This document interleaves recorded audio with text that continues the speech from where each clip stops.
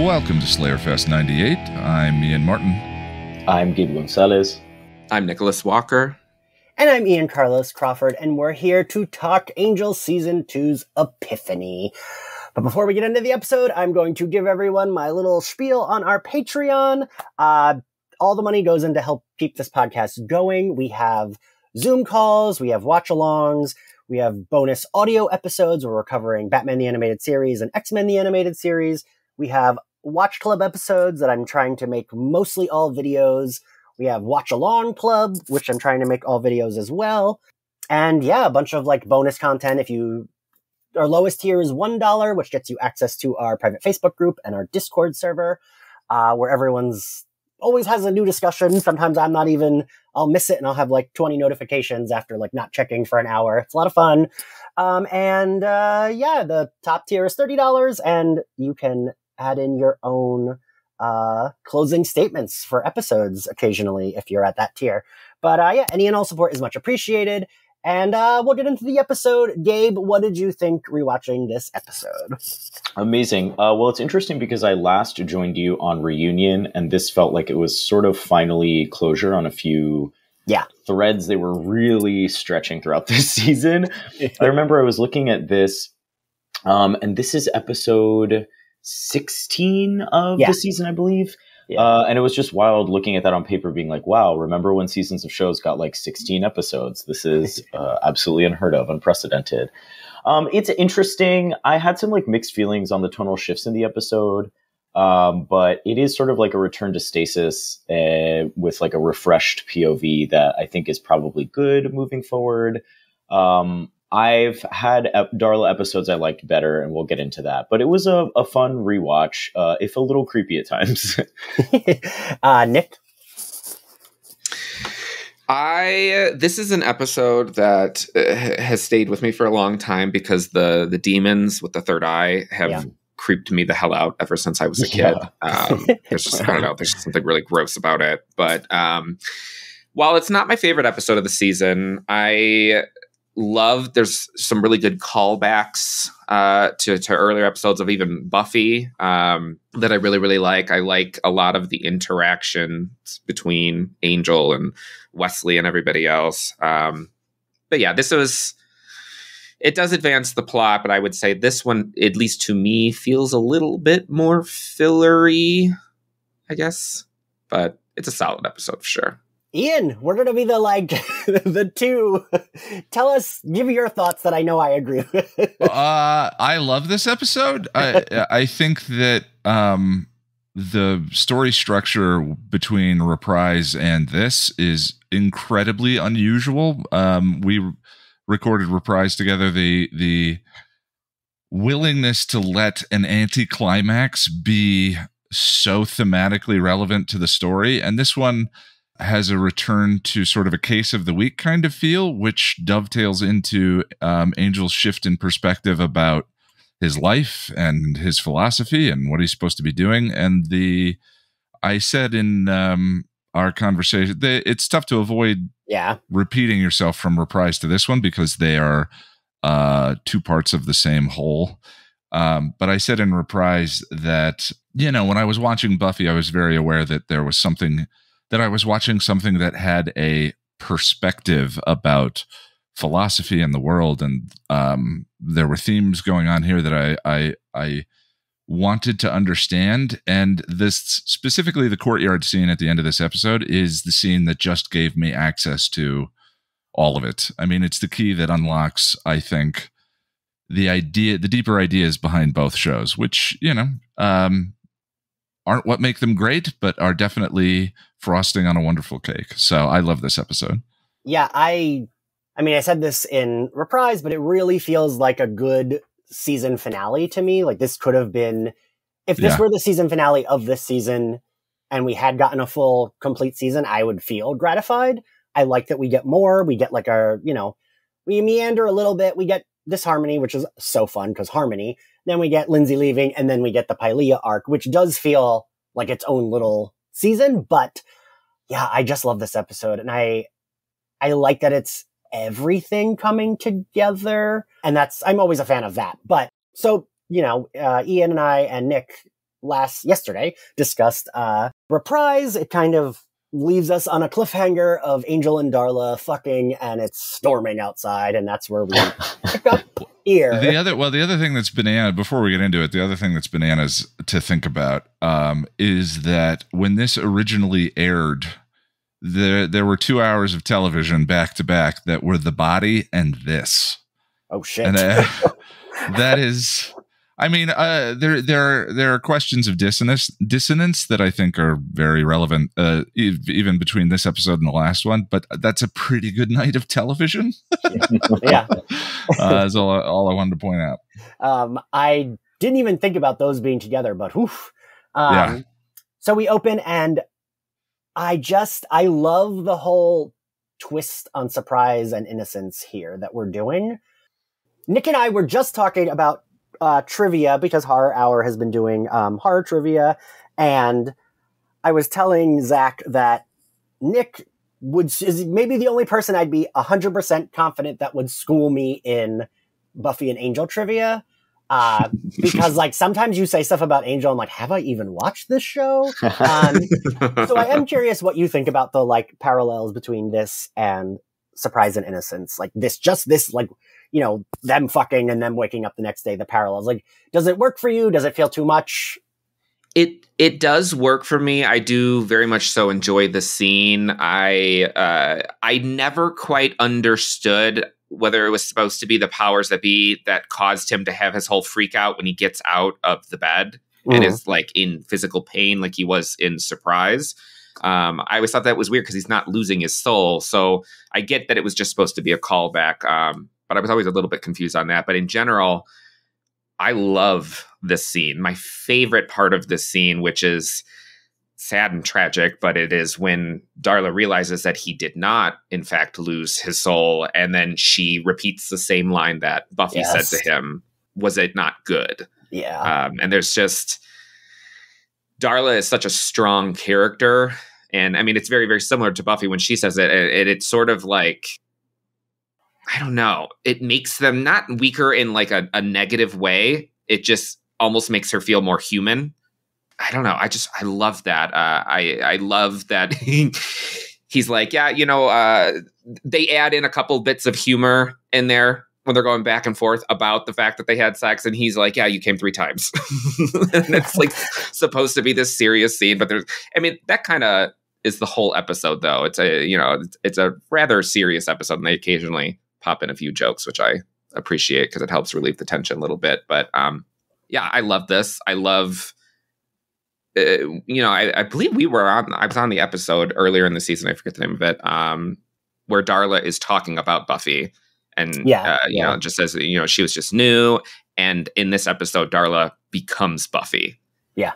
Yes. That's true. And like, I there was a lot of discussion of that on like Slayerfest social media when I like posted about it, and people were like, oh, he's like, she's really telling. And I do love how much she drags Angel about Buffy, because like even in Buffy season 1, she's like, oh, you into schoolgirls now? Like she's always dragging him for that. But I had a lot of people saying like, oh, see, even Darla thinks he didn't love Buffy. See, like he didn't really. And I'm like, no, he did. Like it could be, you cannot like it. I fully understand not liking it, but like, he did. And this kind of proves like, yeah, Darla, especially now, he isn't in love with.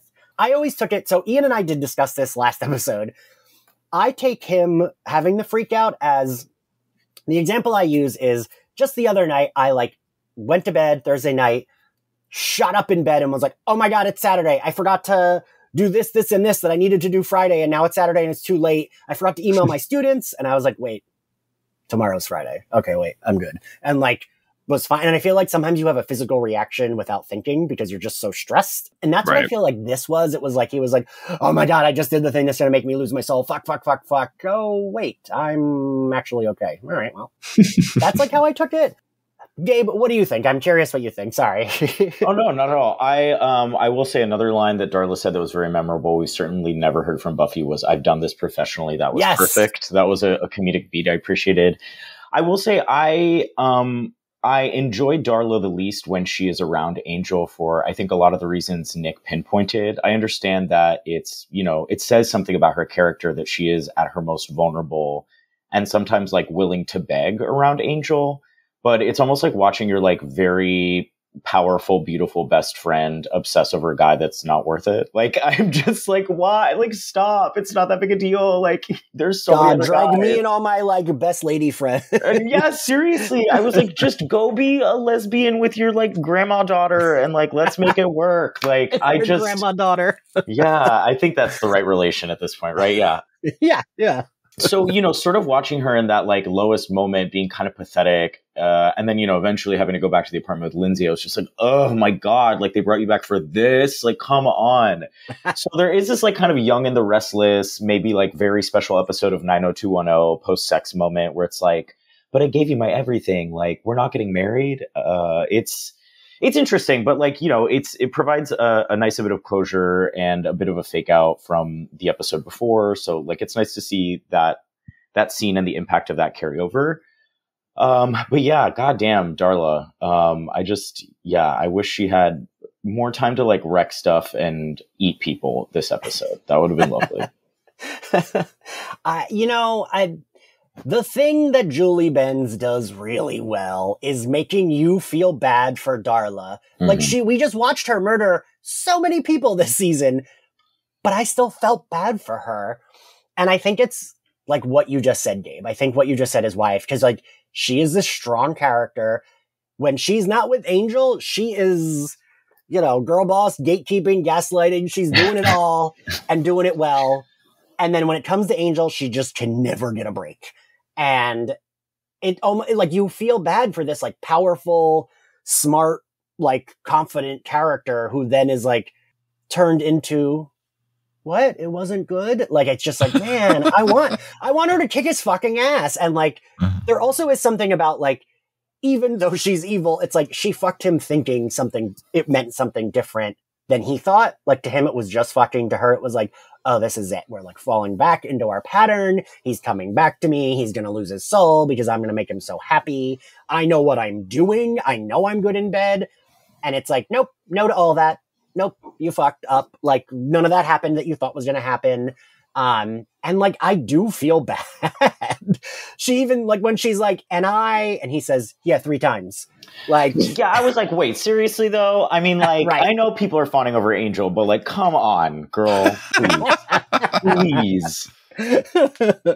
Honestly, though, it's one of the weird magic tricks of these two shows is the ability to elicit our empathy for horrible people. The one that always comes to mind for me is Spike at the end of Fool for Love.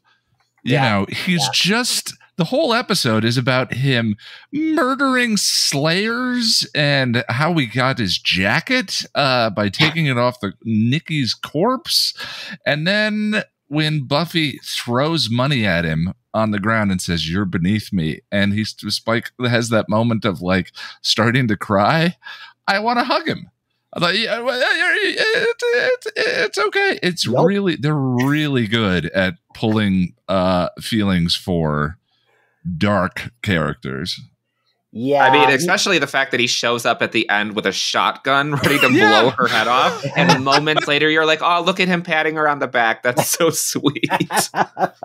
It's like, I think that's like because lots of times I do get labeled as Slayerfest is labeled as a podcast that hates Spike. It's just that I differentiate. It's like, I do feel bad for him, but also I acknowledge he's a fucking murderer and he attempted to rape Buffy. Like, and I feel like both can be true because it's not real, right? Like, yes, we can see the depth of this like murderer and feel bad for him, but like, it's not real. It's a vampire. They're a made up demon. But also that's why I understand why people do have trouble forgiving Angel and or Spike. Like, I understand people who don't ever feel bad for them because of what they've done.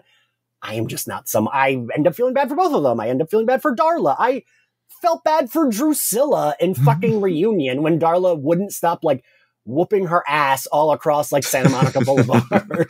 I don't know. That was hot, but. And like Drusilla has never been good. One of my favorite episodes in season 5 is that kind of touches on the idea is what is it called? Damage or Monster? The one with the Damage, yeah. And the conversation between Spike at the end of and Angel at the end of the episode where Spike says she's a monster now, and Angel says she's an innocent victim, and Spike says so were we once upon a time. I think that's a wonderful way of kind of getting at the heart of a lot of this, which is that, you know, the power of storytelling is empathy for people that we wouldn't necessarily have in our lives or have the opportunity to meet, or, you know, it's the opportunity to experience stories other than our own. But these shows are really good at that, and I find it interesting. Well, something I really loved about Buffy, Angel, and even the X-Files sort of growing up is the way the supernatural is sort of an allegory for like our own world and lived experiences in a very different context, right? And our world has this like gray space that we need to confront and inhabit constantly. And so I think, you know, being able to sort of see these social parallels in these monsters is really fascinating to me, because I think it lets you approach familiar situations from a vastly different perspective. And so I think, you know, one thing this show and Buffy does really well, and, you know, some of the other like supernatural sci-fi shows of the era, is finding that sort of moral complexity and like letting you relate, or finding ways to let the audience in to sort of like emotionally resonate with these characters, even though they're like weird demons with like green faces, or, you know what I mean? It's just like, I think that is the power of the sort of like emotional thrust behind some of these arcs. And I think this season does a really good job of like letting that resonate a bit more and like leaning into the darker parts of Angel's story. Season 2 feels significantly darker than season 1 in some ways, and I think I really appreciate them leaning into that for sure. Yeah, I'd agree with that. I mean, I just in general think season 2 is stronger than season 1, but yes, I think it definitely does those things way better. Yeah, and I also keep going back to like the difference in her and Buffy is what I do really like here, is that we're doing a parallel, but we're not making it one for one. She does say the line, but Buffy would have never said, I know I'm good at this. What are you talking about? We're going to fuck again. Like, Buffy would never say that, and I like that Darla does.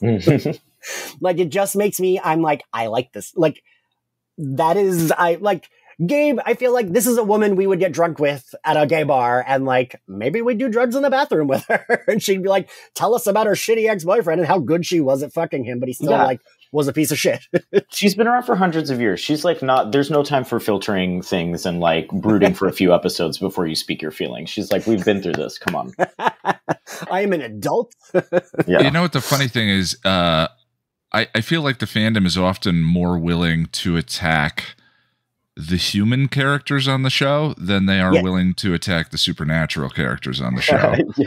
You know, like Angel, Spike, Drusilla, Darla, literal murderers, rapists, just the worst of the worst. And the amount of vitriol I've heard thrown at Xander throughout the in doing this, which, hey, I'm not a Xander defender by any stretch of the imagination. Certainly, I probably, some of my own teenage stupidity, I feel reflected back to me in that character, and that to me makes me dislike him even more. And yet, it's crazy to me, the imbalance of rage, and it's probably what you were saying about the fantasy aspect of it. You know, Xander feels maybe a little too real and grounded, and these supernatural characters feel like dragons, you know, that have a sense of humor. So, well, Ian, it's funny that you should say that, because I got like a little bit of booze and like gasps at Buffering's live show, and I was like, I defend every character of Buffy, even the ones that I do think are bad. Like, there is a world in which I could defend. I don't bother defending Xander because he doesn't need it. But I do agree with what you said. I do think, like, well, he didn't murder a bunch of people on purpose. Justin once more feeling by accident. But he never, like, actively was murdering people. He did not attempt to rape Buffy. He did not try to kill everyone. But yet he is the one, like, if I say peep about Spike on social media, oh boy, there are like 85 people saying like, how dare you? He is the only person that Buffy. He's the only person that ever treated her right. And I'm like, I don't know about that.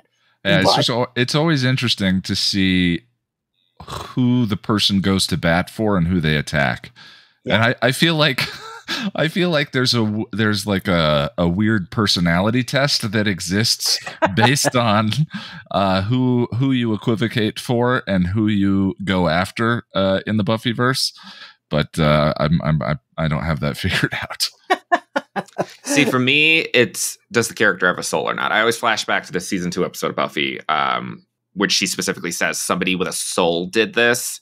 Yeah, and like Darla and Spike, and Drusilla especially, like they don't have souls. Well, Spike eventually, but like they don't have souls, so I can, in a way, slightly excuse it. But where I turn on the other characters around them, like even in this episode with Angel saying, the next time I see you, I'm going to have to kill you. I'm like, why are you letting her go? She's evil. She's going to go out there and she's going to start murdering everybody. And it's the same thing in season 5 when Buffy just lets Drusilla walk away. Yeah, they have plot armor. And I'm like, it's because they're cool characters, so they just allow them to do whatever they want. But. Yeah, that gets more and more egregious as it goes on. But in terms of talking about sort of where things cross a line for people versus where they don't, I really struggle with this opening scene. It's probably my least favorite scene in the episode, specifically because Angel was so gross and assaulty in the scene at the end of Epiphany, throwing Darla through a plate glass window. It's Darla, you're hurting me, I like that too, yada yada yada. Then for that to shift from that sexual assaulty vibe that the end of that episode was going for to this, where it's sort of glib and humorous and all of that, it's a little too jarring. And I typically watch these episodes back to back because the cliffhanger in the previous one, you just want to keep going and you want to get to that courtyard scene. And it doesn't, I could have used a little bit more of a transition or something. Give me a little more melodrama, a little more regret, a little more whatever before we start getting into orgasm jokes. That is a fair complaint. I verbalize it as like, it just makes me feel bad for Darla, who is a character that we've watched go on a murder spree, but I do feel bad for her. So I do see what you're saying. It's like, yeah. And this season specifically posed what Darla was doing to Angel as sexual assault by way of Bethany, I think it was. I can't remember the character's name, but the Christine character, the telekinetic girl, the telekinetic character. That parallel was supposed to be a way of acknowledging that, two pretty people and attractive though they may be, what Darla was doing to Angel was sexual assault, and that connected those two characters because he couldn't give consent. And so that connected Angel and the telekinetic girl as sort of mirrors and parallels to each other over the course of that story. And so then to kind of turn around and to pull the violent attack thing in this one and to not really address it, I love this season. I love this plot arc, but there are some dropped threads and there are some things. It feels like not what was originally intended when the season started. But they got to something that I really love and appreciate, so it works out for me. It's just, I think there's certain things to acknowledge. Yeah, I mean, I think that's fair. But yeah, it is. It's not great that it's like, oh, the way I realize I want to be good is by fucking my evil ex and then telling her to fucking peace out because I don't care. Right. Not to put a dark spin on everything. Again, no. I apologize. But no, and it's like, he says it was perfect despair. And then he tells her to leave. Next time he sees her, he'll kill her. And then he goes to save Kate, which, like, realistically, Kate probably would have been dead, right? I mean, she looked dead. Yeah, like, he had time to, like, walk into the hotel, mosey about, listen to a voice message, go fuck his ex-girlfriend, argue with her, and then leave and go. And it's like, ooh, I realized she would have been dead. But he goes to save Kate. And the thing that I always love is I don't pay attention to the fact that he's not invited in. It's a great detail. I was curious if like that is a detail that like bothers any of the rest of you. Like it like makes you be like, oh, she wasn't invited. How the fuck did he get in? Or Because like I think in my brain I just am like, oh, he probably was invited in at some point. I thought that was supposed to be the powers that did that. Yeah, it is addressed later. That's what I mean. Like for me, I didn't even notice that was what that was until like Kate verbalizes it when she's like, I never invited you in. But like watching it, are you like, wait a minute, how did he get in without being invited? Like, or is it like, oh, yep, the powers that be let him go in to save her? I guess I just assumed he'd been invited in because we have a similar moment with Cordelia in season 2, I think, where he enters her apartment and then everyone's like, well, he was invited in season 1, if you remember. And I'm like, well, I didn't. But I'm just assuming that it was sort of the same case here. But the fact that it sort of becomes a plot point and an intentional choice is sort of interesting. But yeah, I just wrote it off as like, oh, obviously he must have been there at some point before. At some point, yeah. My headcanon was that her heart had stopped and that he revived her, I think that was, as I was originally watching it, I just assumed that the suicide, her attempt, she was temporarily gone and he brought her back. But, well, if the tenant dies, then I guess he'd have to ask the landlord for permission to enter. It would have been so roundabout, truly. When her father, when her father died, the second, his soul left his body, Angel busted into the apartment and killed the two. True. Gabe, business owning of the building. I really like the idea of like the clause being like, well, now it goes back to the landlord, and he's got everybody like, excuse me, can you let me into this apartment? Just say I'm invited in. That's all keys. You have to do. Right. And he saves Kate. He brings her into the shower to like revive her. The weird thing that this always, I feel like I must have watched these around the same time, or maybe they did air at the same time. I meant to look it up, but I forgot. And this is going to be a very gay reference that maybe Gabe will get. What this always makes me think of is in Will and Grace, when like Grace has gone through her like breakup with her husband or fiance, Harry Connick Jr., whatever the hell he was. Yeah. And like, she's having like basically like a full breakdown, and the group brings her into the shower like together. And like, that's what kind of like gets her kind of back up on her feet. And I don't know why, but that's what I always think of when I see this. I'm like, oh yeah, like the time Will did that with Grace. That's what this is. But then we cut to her like, okay. And she's like, thanks, leave. Which, watching this again, it was a little bit, I don't know. I'm curious what rude. You guys thought. Yeah, because it's like, rude as shit. It's like weird that she's just like, peace, get the fuck out. Yeah, I'm good.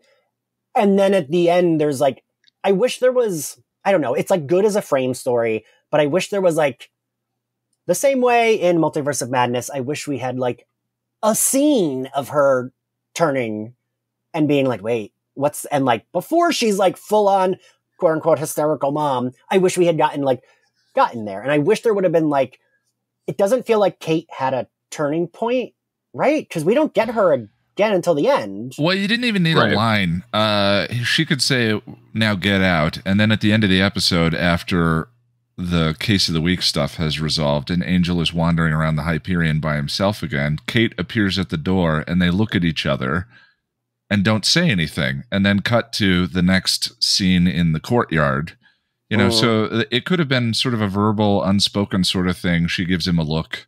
But yeah, it does feel like there's some sort of, all right, I'm ready to talk. That's missing from the story. I think you're right. I do appreciate that, like, to me, it's pretty clear that, like, not only is Angel as a character sort of treated Kate disposably and like, utilized her when needed, despite, like, a lot of the buildup that we got in season 1, I feel like the plot has as well. So there's sort of, like, there's a part of me that sort of enjoys Kate being like, get the fuck out. I'm so tired of this. Like, you know what I mean? Like, I'm tired for her right now. And so I kind of, I think it establishes this really like weird, angsty love triangle of rejection where it's like Darla wants Angel and he doesn't want her. And he like maybe kind of wants Kate, but she doesn't want him because she's over his bullshit. That I kind of, I just liked that there is a blonde woman in Angel's life that's willing to tell him to get the fuck out and doesn't care. And so for me, it was a kind of a nice moment, but I feel like I needed one more beat with Kate, even if it wasn't her like looking back and being like, oh wait, I do want to talk, just something like another point in her journey to like I don't know, dive into her rage or like her despair, like wherever she's at. I just feel like we never really get Kate's full like kind of arc this season. It feels so piecemeal and disjointed that I was like, oh God, girl, you know what? I hope he does get out of your apartment and never comes back. I'm so sorry. Like, he does bring a lot of chaos into her fucking life. Her dad is dead, babe. Like, come on. And then we barely touched on it the episode after. The disrespect, the Kate disrespect. I never thought I'd be a stan for a white cop, but here we are. And I'm glad she left the force. I'm happy for her. Yeah, I mean, Ian and I talked about this in Reprise. This is the most I've ever liked her. Like, I do think the conversation they have at the end, I'm like, I do wish this is a character we had gotten. Like, and like you said, Gabe, I do appreciate that she is the only blonde woman in the Buffyverse that's like, yeah, get out. Don't touch me. Like, that she isn't just like drooling to have him in her house. But yeah, Ian, I think you're right. If there just was one scene of her being like, looking at him and being like, we need to talk, that would have been like a little bit of more of a transition. Nick, what do you think? I mean, I'm not the biggest Kate fan. Yeah. But I do believe that you agree. Said to me, good, this is the episode where Kate leaves when I asked you on. Exactly. Like, and this is it's no fault to the actress. I think she was presented in the first season as like a quote unquote type of Buffy replacement. Yeah. And then they decided we don't like that. And then they just didn't know what to do with her. Yeah. So every single time that she shows up, she's being a pain in the ass and she's being rude. So it makes it hard to like her, even though she reminds me a lot of Connor. Like, I understand where she's coming from, but that doesn't mean that I enjoy it when she's on screen. So I have empathy for her and her situation. I do think that there needed to be some sort of connecting scene between her telling him to get out and then the courtyard scene. But I will give her credit. The courtyard scene is my favorite scene with her in the entire series. Yes. I just want to highlight too, you said something that always drives me crazy. That I'm really grateful you said out loud. You can have empathy for a character without finding them entertaining and fun to watch. Yeah. Yeah. You know, that's something that comes up whenever I've talked about Connor in fan forums or groups is, how dare you look at his life, the poor kid, yada yada. I'm like, no, I get it. He's just not fun. He's not a fun character. I don't enjoy having him on screen and being a part of the story. And I think in terms of Kate, I think she definitely just was a character both designed as an echo of Buffy and that fit well into the episodic Case of the Week detective agency show that they were making. And then somewhere along the way, I'm not sure what happened, but the writers said, oh, we're better at the arc stuff. And Kate not being in the Hyperion all the time made her a tougher fit for that format. Yeah, I could buy that. And I mean, Gabe, now I'm just hearing you scream in my head, girl, her dad died. I'm like, God, am I an asshole? Because I'm like, I think it all went wrong once her dad died. Then they didn't know what to write for her. But like, yes, it does make sense that she would hate him. Well, I think Ian also brings up a really good point, which is like, for me as a writer, when I'm looking at a character, I'm looking at it on two levels, right? Like, one, I'm looking at it as a viewer, right? Accepting this character as a fully fleshed person in the universe of this world. But when I critique characters, especially looking at episodes, I'm looking at it as a writer, right? So if I'm like, I fucking hate Kate, it doesn't mean I hate that person. I hate what the writers have done with this character, kind of, if that makes any sense. Like, yeah, I think there's two ways you can appreciate and dislike characters. One, the way they've been like utilized by writers, and two, like their own personal arc and personality traits, right? And I think people have a hard time parsing that apart.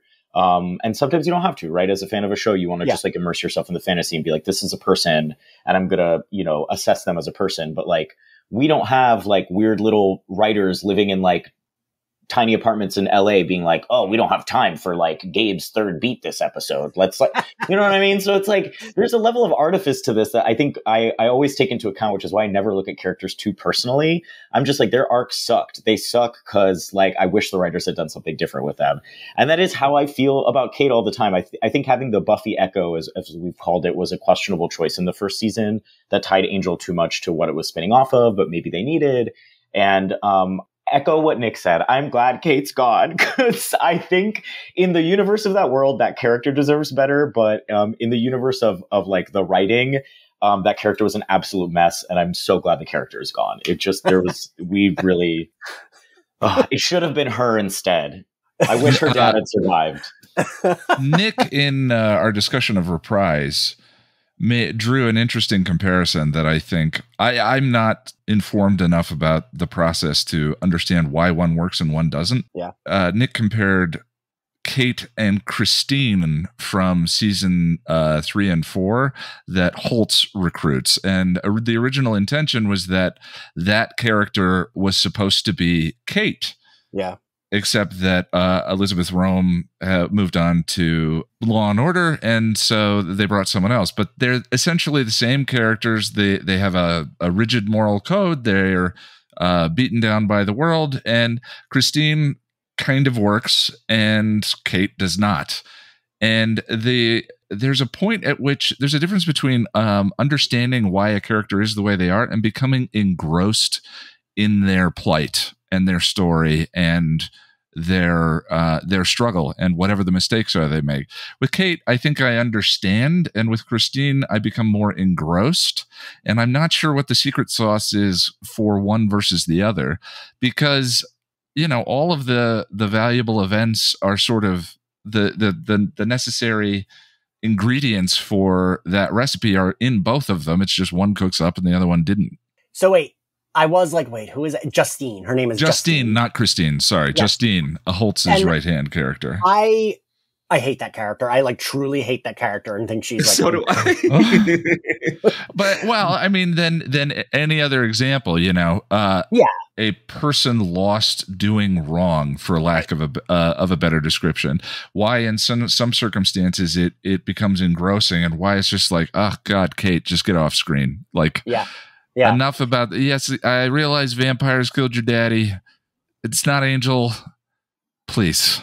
I like the idea of all of us being Cordelia from Buffy season 2 when she was bad. Like, get over it, girl. Get over your Joan Collins dude. Yeah. Get over your dad being murdered. Thank your inner Moppet. But I'm actually glad that wasn't Kate that came back, because I feel like that would have just made her a messier character. And this is like, because Connor, I also can't stand. Anytime someone's like, Dawn's the worst character, I'm like, have you watched Angel? Because Connor is a zillion times worse than Dawn. And Connor is like one of the only characters in all of the Buffyverse. Well, maybe Justine and Kate, but they're not in it enough for me to like, Kate's gone forever after this. Justine's in like 5 episodes. Connor is like, in season 4, he almost was like, I felt like they were circling the drain of like what to do with him, and they just kept making him worse. But I do like him in season 5. I like the character rehabilitation they do for him. I wouldn't have minded something like that for Kate. If they had her instead of Justine, I would have needed her to come back for 1 or 2 episodes to get like, okay, she's cool now. Like, we're good. I was momentarily distracted by the thought of Wes taking away Kate's bucket. God, that would have been so grim. Fuck. I love season 3, but I don't love that whole plot that much. Yeah. But you know what I mean? Like, I do think they do a good job with Connor in season 5 when he gets his 1 episode, and then he does come back to help Angel fight, and it's like, okay, good. That is as much as I needed of Connor to come back, and the perfect, like, good. Now he's not really fucking annoying. So, like, if the show had gone on more, we could have had him breeze in and out occasionally, and it wouldn't have been annoying, right? I figured we were going to go a little bit long on the Kate discussion since this is her last episode, but the struggle I have with the Connor fix in season 5 is I don't think that's the same character. They brainwipe Connor and create essentially a new character. So for me, that's not a fix so much as just a retcon. They didn't take the character they created and give him catharsis and complete the journey that he was dealing with or any of that. They wiped him. And that's the thing I always struggle with as a defense of Connor with season 5 is it's one actor playing 2 different characters more than anything else for me. Well, I mean, I can see that. I guess for me, I'm like, but it's the same actor and he looks the same. So we know he was mind wiped. So he's like open to be a different person. But I do like understand like it's whether that lands or not. And like it doesn't. Yeah, so but I totally understand why it wouldn't. I wish it worked for me. It just doesn't. And I mean, we'll get to Kit again because we've talked a lot about her, but she still has her end scene. Then we get for me, which is the weakest part, is the Darla and Lindsay stuff. The problem is, it never landed for me. Nick, speak on it. I heard your groan. I mentally check out every single time there is a Darla and Lindsay scene. Lindsay, as soon as he became obsessed with Darla and was pining over her, it became very uninteresting to me as a character. For me, the way that I read it sometimes is it doesn't even come across like he's actually into Darla specifically. Yeah. He just always seems like he has a big boner for Angel. Yeah.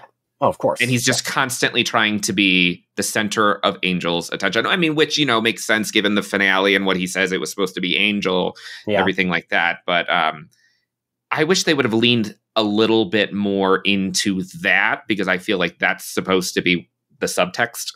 And I would have preferred it to be the text. Yes, agreed. Because it's just like, I have no interest, because Darla doesn't even give a shit about Lindsay. So she's just constantly, like, even in this scene, she's just sort of like rambling and talking to herself, almost like Lindsay's not even in the room with her. Yeah. And that's how I feel whenever he's on screen with her. Just like, I don't care. Like, let's just get to the next scene. See, and it's funny because I read some quote from Christian Kane where he was like, oh yeah, Darla was the love of Lindsay's life. And I'm like, what show were you watching? Ew, no. Right? No. Because like, it couldn't be any more apparent that he just wants to fuck Angel. Like, he tells her, tell me every detail. Then when he's beating up Angel, he's like, tell me every detail. And it's because he wants to be the one like on Angel's hog. And that's what he's mad about. Not he's mad about this blonde woman that's living in his apartment fucked Angel. He's mad that he didn't fuck Angel. Like, I'm not a fan of like, ooh, the bully being closeted, but I don't even know that fully applies here, right? Because it's obvious. It's not. I think he kind of wants to fuck Angel and also wants to be Angel. It's that like classic, like gay nemesis thing where you're like, do I hate you because I want to fuck you or be you? And sometimes the answer is both. And that's when you become boyfriend twins. But but I do, that subtext is so, it's so queerly coded to me in a very like Abercrombie mask gay kind of way that drives me crazy. But yeah, it's the Darla Lindsay thing. I'm just like, really? This is really? Oh God. And then some of the scenes don't even have dialogue, and like God bless that actor, but Lindsay's emotional depth as a character is not enough to carry a 1 minute silent scene of looking through a closet for me. I'm so sorry. It's just not enough.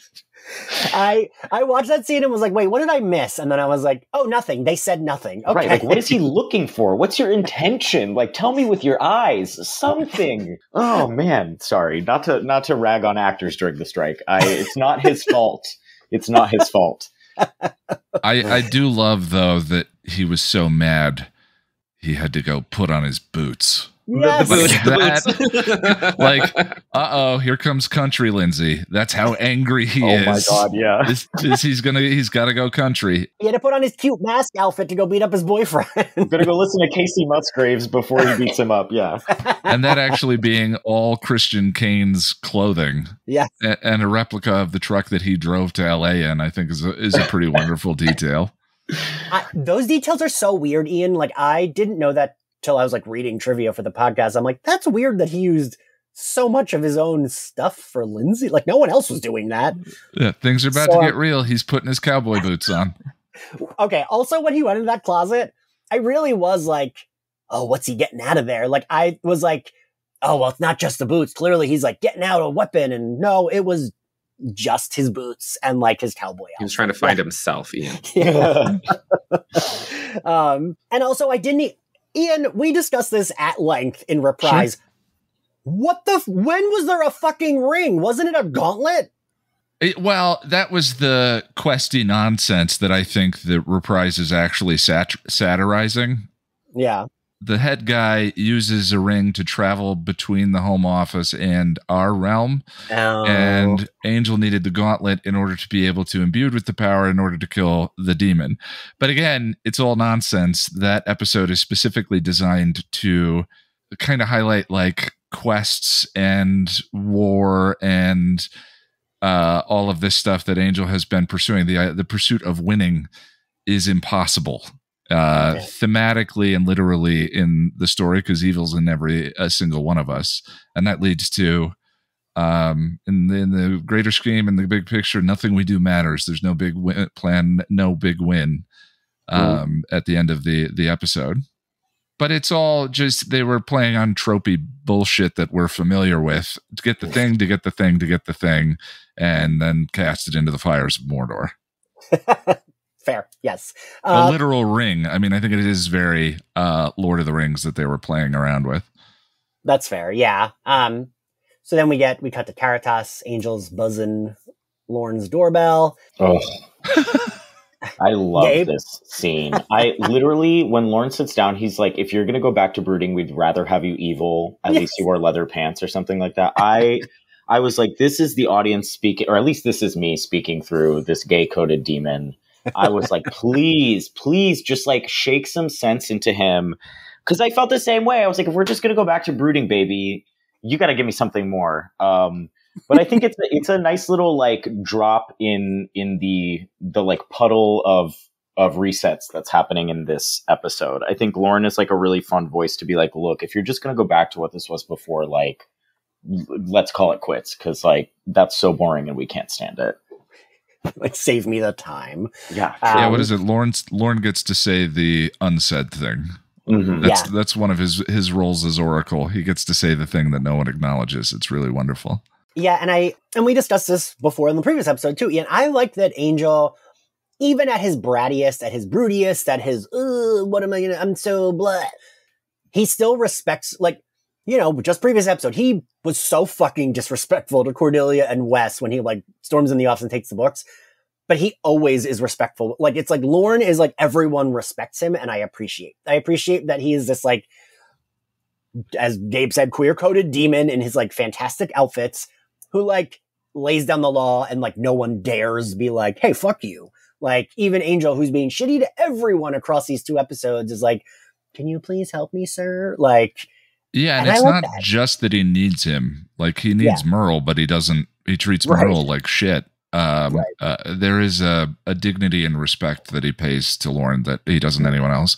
Although Lorne's arc throughout the show is really fascinating, and that Lorne, the peaceful, musical, the one who is genuinely peaceful and to both good and evil is corrupted by Angel by the end of the show, I think is really interesting commentary. Agreed. Yeah, I like this conversation. I like, you know, I also like that Lorne, even though he's neutral, is still gonna like be a little sassy with Angel. I mean, Gabe, you mentioned like he's like, please, God, if you're gonna do this, go back to being evil because you wear leather pants and you look cute. Like, Lorne is not pulling punches with this. Like, he'll pull punches with like the future reading, but with this, he's not. And I like that he's like, when he first sees him, he's like, geez, keep your pants on. And then he looks at him and he's like, well, I see we're a little late with that advice, because he knows Angel fucked Darla. I also like that his powers are very like, sometimes you need to sing, sometimes you don't. Like, yeah, his powers make no sense. I like to think that he just made up the singing part to make people sing. Like, I really think it. I think he's gaslighting. Yeah, I like that. It's great.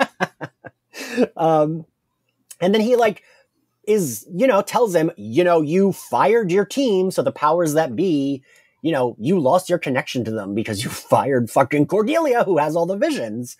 And then we cut to Cordelia, and she's arrived at the house. And who does she encounter, Nick? Well, a dead family, for one. And then those nasty-ass demons with the third eye, the Skilash demons, I believe they were called. Yes. Disgusting. Absolutely disgusting. Ugh. Which I spelled differently in my notes every time I wrote Skilash demon. I do love their outfits, though. The whole, whatever that is, the shoulder pad warrior thing, something about it every time I'm like, I kind of like the outfit. But yeah, they're weird and gross. And I do, Nick, I was curious what you thought, because I do think with like this plot, they do kind of play the horror of it pretty well, I think, because it is gross and like, you know, Cordy, like, we do feel like she's in trouble. And like, even when they go to Wes's house and he's like, you know, trying to get his wheelchair over a closet and like load the gun and it's like shaky, like that feels like a like horror chase scene kind of, right? Oh yeah, the Wesley chase scene definitely builds very, very good tension. And I love that we're aware that there's something happening. He is not. And even when Angel opens the door and he's like, invite me in, and Wesley is just completely oblivious. Like, I rewatched this episode earlier before recording this, and I was still on the edge of my seat. And I'm like, look at Wesley, like, let him in. Come on. And also to live in Wesley's apartment, if you were any of his neighbors, oh my God. Like the gunshots, Faith destroying the shower, like, the worst tenant ever. Truly. I did write that this episode went from like Young and the Restless to Evil Dead very quickly. And I appreciated, like, by the time we got to Wesley's apartment, I was like, this is what I want. Give me like an axe. Give me like slimy green blood on the wall. Like, yeah. For some reason, Wes gets a lot of the gore. You know, he's always having goo or something sprayed on his face. Blood on the walls. Wes gets gored up quite a lot. Yeah, he does. The wheeled one. The wheeled one. Yeah. God, that line. I forgot about that. Oh, God. Jesus. And then Cordelia, like repeats it. It's like, the wheeled one? And I actually do like Cordelia's, when she's like, I forget what she says. Well, I like that she yells at the powers that be, which is like, that was helpful because she gets a vision like 2 seconds before the appears. And I like that when she's like, you know, we didn't destroy any spawn, blah, blah, blah, blah. And she's like, we just, you know, got rid of the third eye on that girl before we destroyed your spawn. Right. And then we cut to this West scene, which I really like. And you're right, Gabe. This episode did telenovela really well, but it also did the like demon-y shit really well. Like, I like that this plot is so like, doesn't really matter, right? It's like almost Zeppo level, like, yeah, there's like demons, whatever.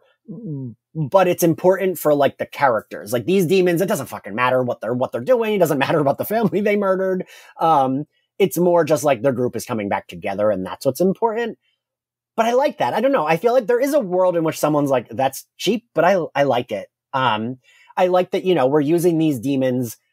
Like you said, he answers the door and he's like, well, actually, Angel, you really hurt my feelings. And Angel's like, there's fucking demons. Invite me in so I can save you. And I like the way all that plays out. I like the horror of it all, of like Wes using his shotgun to blast the demon across the room and him getting like showered in goo.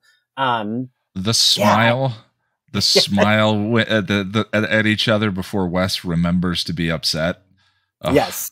I love that so moment. Good. Yeah. I also wrote down that moment. I loved it. It was like exes like trying to get back together, kind of like, you know what I mean? It was a very cute moment, and I think Wesley played that very well. It was cute. Look at me calling the actor by the character's name. Jesus. Wesley. The tension there where you're like watching him, he like knows he needs to protect himself, but he just is like, you know, the gun's up high, he's scared, so he's having trouble loading it.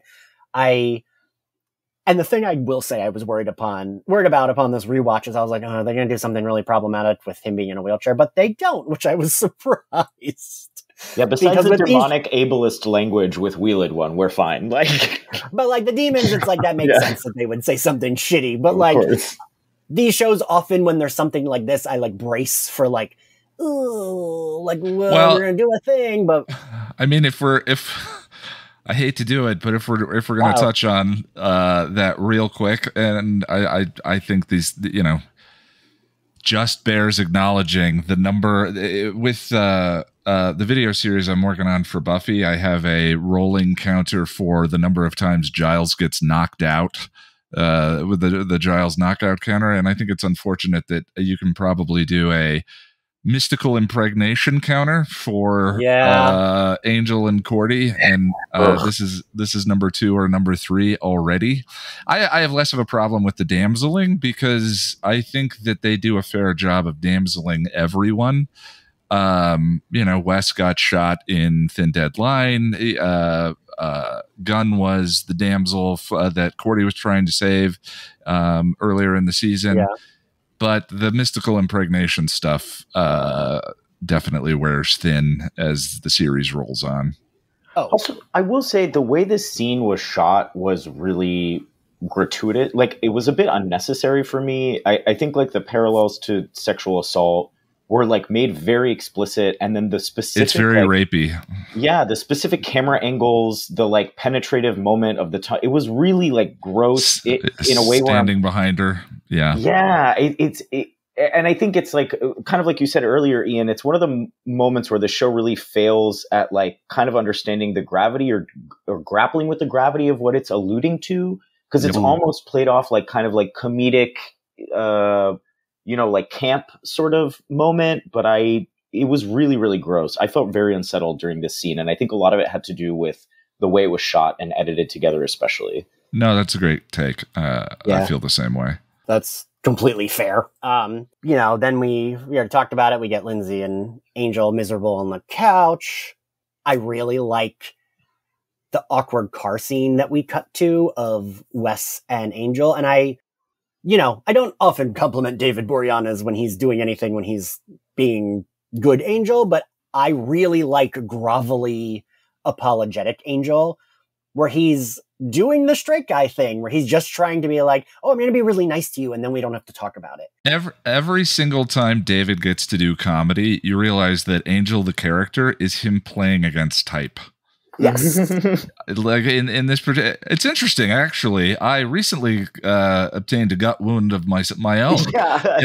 Him doing, he's very funny, and the dance sequence and the if you watch the outtakes from a lot of it, him hamming it up, you can tell that is his natural nature as opposed to the dark broody boyfriend character. So I love the episodes where he sort of gets to play it light.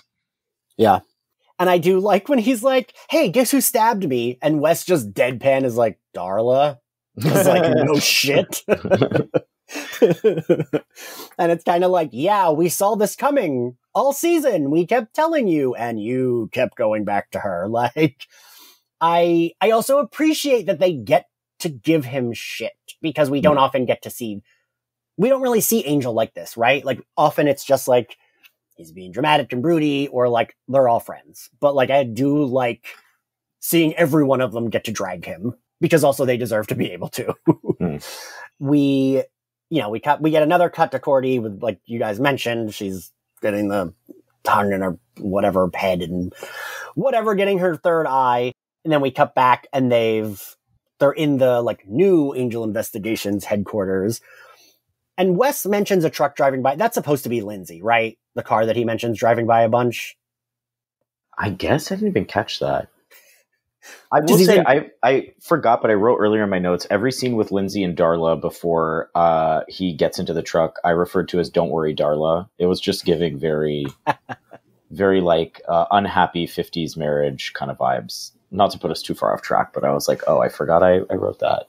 But I didn't catch that truck detail for sure. Ian, Nick, did either of you catch, like, Wesley's like looking out the window and he's like, there's a truck that's driven by 3 times. Well, because also when they're driving, Angel's looking in the side mirror. Yeah. And then they ask him like, what? And he's like, no, maybe it's nothing. So I don't know if it was supposed to be Lindsay or if it was supposed to be the demons, because they randomly literally like appear out of the corner of the frame when he lands on the car. So I have no idea. Yeah, you can like see the demon standing on a platform for like 2 seconds before jumping into the car. I rewound it like 3 times. I was like, if you had cut just like 2 seconds later, it would have looked so good. But it looked it was so great. I don't even think I realized that. Like, I didn't see that, but it is like very awkward. It's just like, oop, there's the demon. Oh, all right, sure. Yeah, I'm looking at the goofs for this, and that's listed there. Oh, that's a big old goof. Yeah. Oh, and there's a cameraman in Wes's apartment too, that as he's trying to get the bullets down. It's a sound guy sitting right behind the wheelchair. Wait, really? There are a couple of goofs in this episode. Love that. That's like I always think of in is it Intervention? No, Forever. Right? Forever is when like Willow gives Dawn the access to the book to do the spell, and you see the sound guy just sitting there in the corner of her dorm room. And like, I remember the first time I watched that, I was like, wait a minute, what the fuck was that? Like, it was like, what's that movie? Is it Three Men and a Little Lady where there's like a weird cardboard cutout of someone in the window? Yeah. And that's what I kept thinking of. But yeah, so we then, so they turn off the lights. They're worried someone's coming. It's Gunn. And again, I said this in Thin Deadline. I now understand why people have told me they ship Wesley and Gunn, because I love that. I love that, especially Gunn's like, yeah, I was gone, but didn't mean I wasn't coming back. I'm not going to abandon you like that guy. And like looks right at Angel, and Angel's like, I see you guys have bonded. And Gunn's like, this man took a bullet for me. And they do like their like best friend handshake. I am very charmed by their relationship. And I do like that we get to see how much they've bonded without him. I don't know. I like that, you know, it's like when you are close with someone, but it's like, oh, that person's my best friend and I'm getting close with like their close friend. But if you stop being friends with the best friend, you kind of probably don't see that friend anymore. You know what I mean? It's like when you really like a friend, but you don't really hang out outside of like these other friends. And so it's nice to see these characters be able to like fully bond and like clearly have a family bond, even without Angel. You know, it's like Buffy, the Scoobies we knew, like Xander and Willow grew up together. We knew they were already friends. So we knew they could be friends without Buffy. But like Angel has brought these people together. But so it's nice to see that they can get along. And I also just like seeing Angel have to like eat shit and be jealous. Cause like I would probably be jealous, but it's like, well, tough shit. You did this. So I like that. And you know, we got in the previous episode, we got a really nice Wes Cordy moment. And even before, I can't believe I skipped over this in my notes. Even before this, when Angel's joking about, well, Cordelia probably went out. And Wesley's like, my favorite. Right? Oh, it's and so Wesley, good. I wrote it down. He says, our Cordelia has become a very solitary girl. She's not the vain, carefree creature she once was. Well, not carefree at least. But I love that he's like, don't you dare belittle Cordelia. She is still she's like, you know, she knows she can't.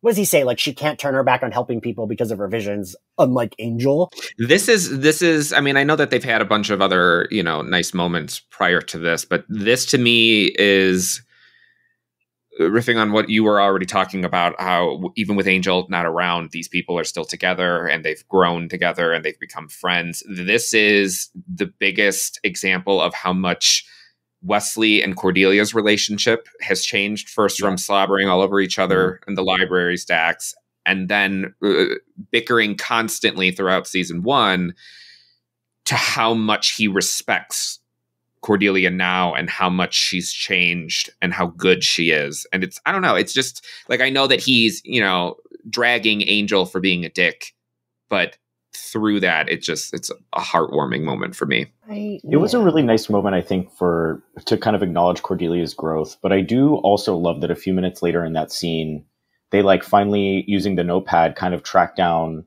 where she went. And I think it's Angel who's like, why would she go in the middle of the night? And I think Gunn and Wesley in unison go, they owed us money. So it's like, in some ways, Cordelia has like really, truly like grown, changed. Like she's like a new character. And I think it's one of the few examples of like a quote unquote spinoff show taking an established character and changing them in a way that feels like natural, but like significant. Yeah. But then at the very end, we get like one sort of character trait about Cordelia that is like steadfast and fixed. And it is her persistence on getting paid in a timely fashion, which I really, really loved.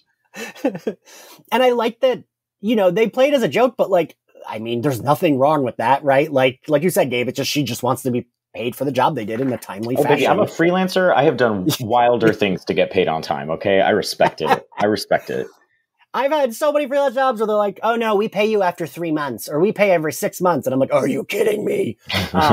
So like, I would love to be able to go to the house and be like, oh, I'm sorry you didn't pay yet. Can you pay now? We get the reveal that we keep like cutting back to her. She's got the third eye now. And then we cut back to the car. Gunn says, so you had an epiphany. I turned in the Peter Griffin meme pointing. I'm like, oh, that's the name of this episode. And I love Gunn being able to get shitty with him.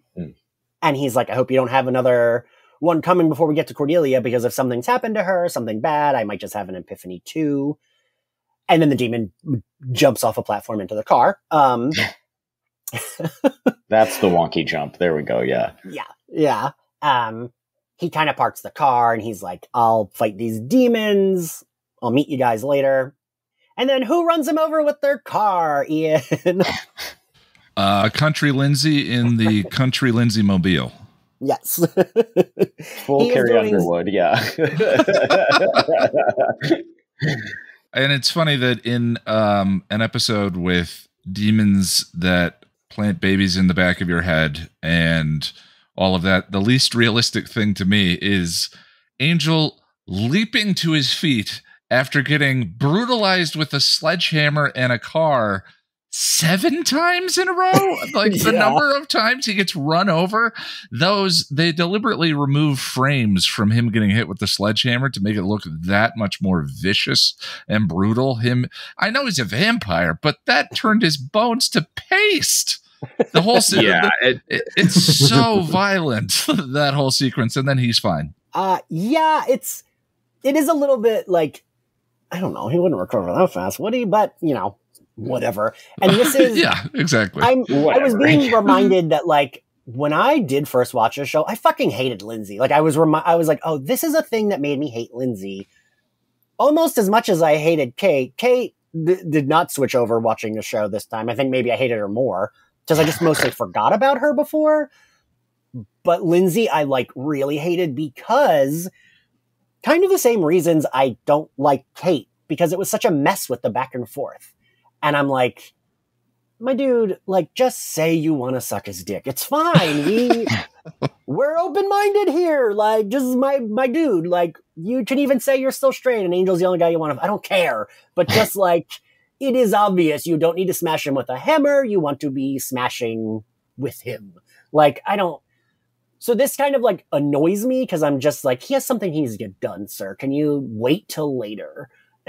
Although Angel shattering his hand definitely is another one of those moments for me with Lindsay that we were talking about.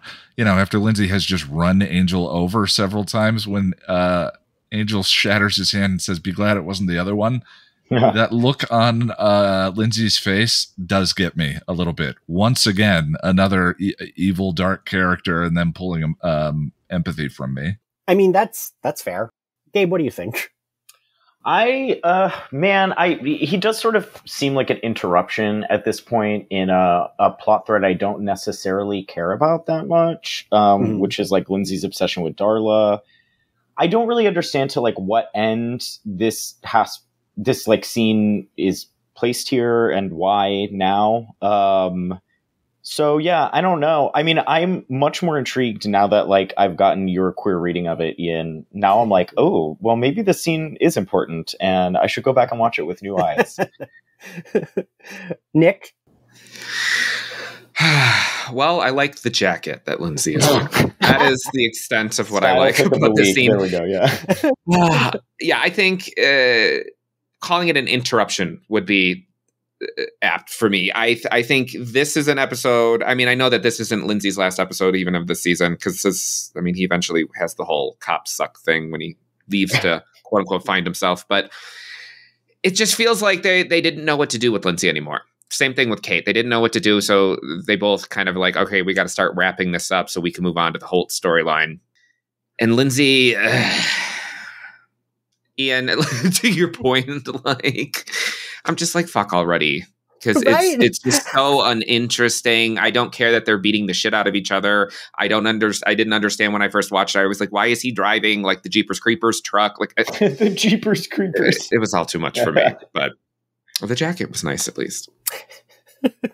It was a little bit Love, Simon Meets Country. But yeah, so they have their fight. We see that Wes and Gunn are, they see what's going on with Cordelia, and then they get captured, right? I do like when Cordy's like, I knew you guys would come save me, and they're like, well, we tried. And it's actually that they're like captured. And Wes kind of like, isn't like he asks where Angel is, and then we go back to Lindsay and him playing like Kiss Kiss Bang Bang. Like, I'm just but it's supposed to be, right? My thing is that it is supposed to be an interruption. So I'm like, maybe I'm just supposed to be annoyed with it. Whatever. I mean, it does give Angel a very cool hero moment. Lindsay's like, tell me every detail of fucking Darla. And, You know what, Ian? I do have in my notes, I do feel a little bad for him when Angel does it for me when he's being really cocky and he's like punching him saying, sorry, I did this. Ooh, sorry, I did this. Yeah. And it's just like he is using Lindsay as a fucking punching bag. Yeah. Lindsay deserves it. But again, I go back to like the Darla of it all where it's like, oh, this man just wants to suck your dick, dude. And you are kicking his ass. He just can't admit it. So I do like a little bit. I'm like, oh boy, he's really humiliated. He gets his hand smashed. And then Angel borrows his car. And the like music that plays when Angel's racing his car to the house feels like Avengers-y, right? Well, it's an action beat for sure. The thing I was distracted by the last time I saw it was like, wait a second, looking at those windows, Wesley's in a wheelchair. Is he clearing those with like Angel driving through the wall and the blinds are closed? They play it like a high action moment. It actually is. It feels like a really stupid decision on Angel's part to put everyone inside at risk. But again, there's a whole lot of don't think about it, just watch going on in these last two episodes. And mostly I do, and mostly it works well. Yeah, they're about to all get the eyes in their head. Angel crashes into the house, which also, I don't know if any of you, that feels like there's a couple times this season in Angel where like this feels like a set piece they haven't done before. And this feels like, right? Like it almost feels like, I'm like, would Buffy have had the budget to would they have let Buffy have the budget to like crash a car into like a fake house? Definitely not. Right. It feels like they wouldn't. There's several, not even in just this season, but there's several points that stick out in my head throughout the series where I too think like they would have never been able to do this on Buffy. Like I think of Illyria tossing Angel through the window of Wolfram and Hart, and he like falls like 30 stories and bounces off the pavement. That I'm like, they would have never been able to do that in Buffy. Like even Buffy falling off the tower in The Gift. Like think of the way that they filmed that versus the way that they filmed stuff on Angel. It's just very, very different. There was, now that we're talking about it, I think the last episode I was on was Reunion, and there's a moment where I think Darla and Drusilla like body slam each other into a skylight or something like that. That was such an impressive like stunt and set piece kind of moment. And I don't know. I mean, we get like really great stunts in Buffy as the seasons go on, but it is, I think there's slightly more extravagance in this show in terms of like FX and stunts, but it's also like sort of like to what end? It almost feels like someone's like, we could do this. Like, do you think we could fit it into the episode? Like, we could drive through a house. Like, why not? Did they start the slow-mo yet? Because I know that they use that a lot in later seasons of Angel, but I don't know if they started it in season 2. God, they really do. I do remember Charisma Carpenter, and I've mentioned this a lot, when we interviewed her on the show, her saying that Angel always went over budget. And like, she had a fear of being canceled for numerous reasons, but that was also one of them, that she was always worried. Like everyone on the show was worried they'd get canceled for going over budget in almost every single episode, which like, I also have no concept of TV budgets, because I remember when I was interviewing the Buffy season 7 costume designer doing like outros of the fashion for every episode, he'd be like, oh, that sweater that Dawn wears for 2 seconds was $3,000. But then the top Buffy wore for the whole episode, oh, that was $50 from Macy's. Like the like money they spent was so all over the place. So I'm like, how much money did this show go over, right? Like, I mean, I always wonder how much they spent on whenever they do the courtyard scene, since the actual courtyard and the hotel are not the same. Because the courtyard's like actually a courtyard, right? That's real. Yeah, like I've been to the hotel, and the courtyard and the outside of it are exactly as you see in the show, but the inside is something completely different. So it's like they would have had to have rented that each time that they needed to film a courtyard scene. And I mean, that's like kind of the same with Buffy's house too, because that they would actually film on the porch of that house, right? Right. Yeah. Yeah, because I think it wasn't until later seasons that instead of filming on the inside of the house, they eventually turned it into a set. Yeah. Yeah. But so we mentioned that Wesley was in a wheelchair. Isn't it weird that like he is not? by the end of the episode. Yeah, so Angel crashes the truck into the car, and there are like two things that I was like, wait a minute. And I rewound to be like, did I miss? Because Cordelia's laying unconscious on the ground, and Wes is able to stand. And it's like, wait a minute, did we miss something? Because like, oh no, because he couldn't get out of the chair to grab the shotgun, right?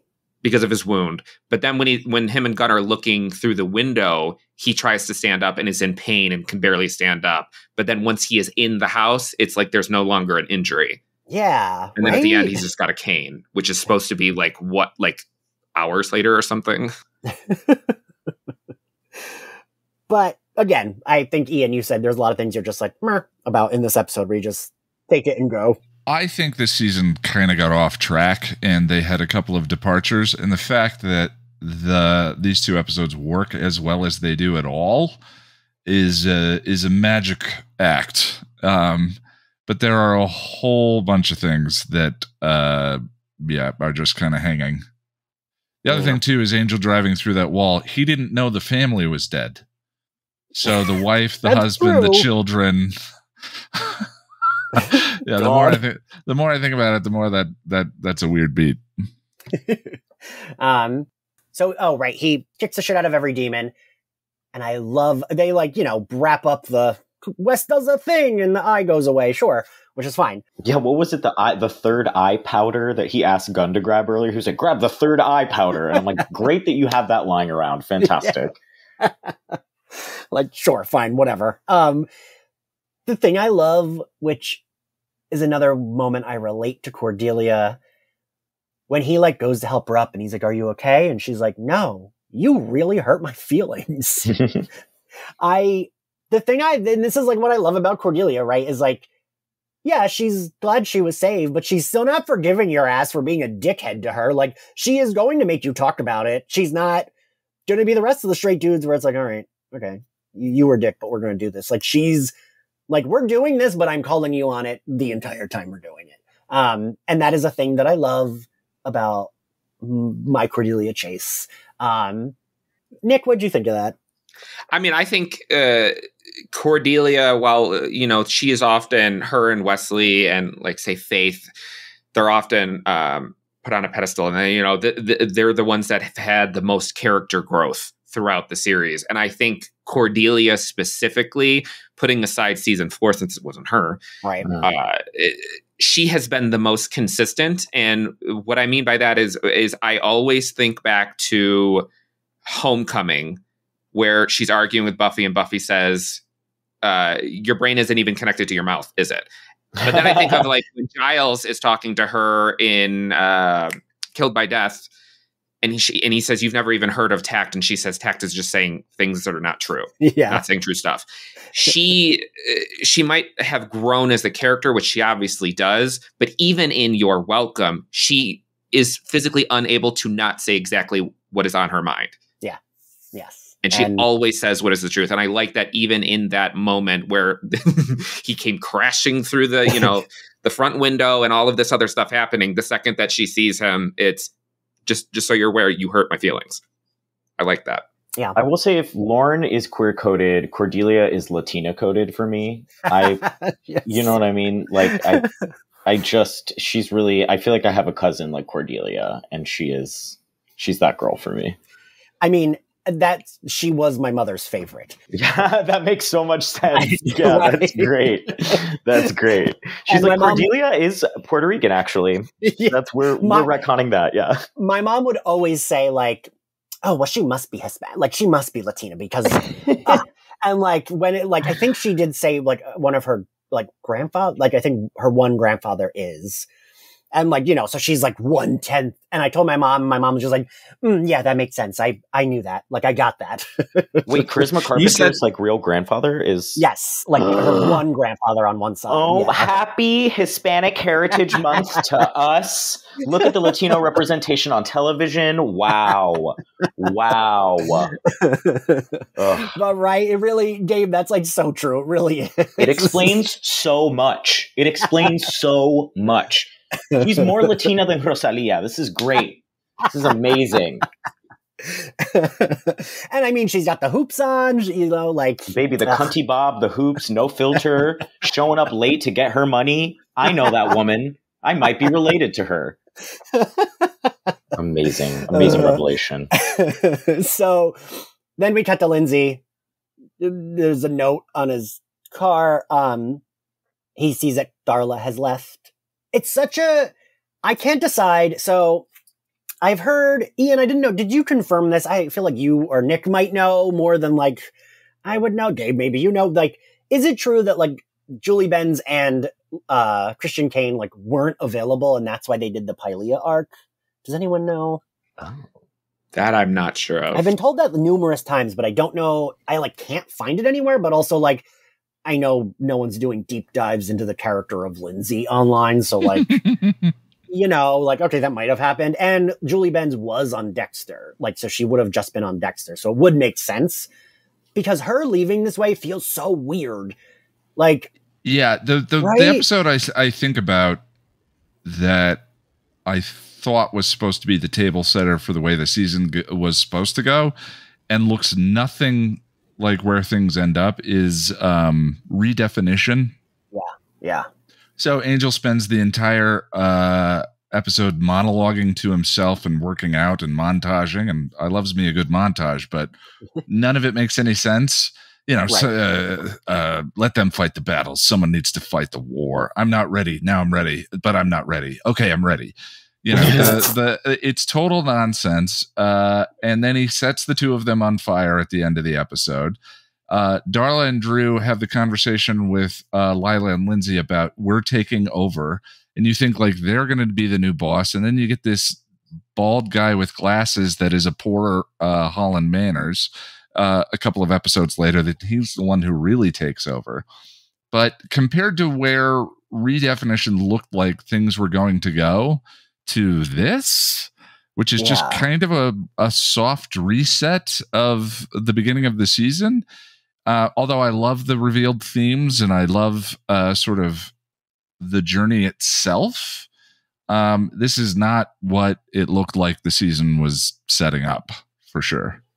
Yeah. So, right. So like, I do feel like that rumor would make sense, right? It would make, that would explain it if actors and commitments and all of that were, I mean, it's one of the challenges of weighing your arc storyline so heavily on side characters instead of your full-time actors. I would think, you know, because working actors got to work and have to take the guaranteed work. But I don't know. I don't know exactly what happened. It definitely feels, this season definitely feels meandering, and the way this ties it off is impressive, but yeah. I will say that I was happy that it happened the way that it did, though, because Angel often is much darker than Buffy. Buffy just normally had a little, I mean, not season 6, but like, you know, had a little bit of a lighter tone. It was a little bit more fun, whereas Angel, especially with the themes and stuff, it was a little bit harder to, not for me, I'm obsessed, but you know, it was a little bit harder to get through. So I was happy that they sort of wrapped, they were like, okay, it's been a dark season. Angel hasn't been the Angel that we all sort of have known up until this point.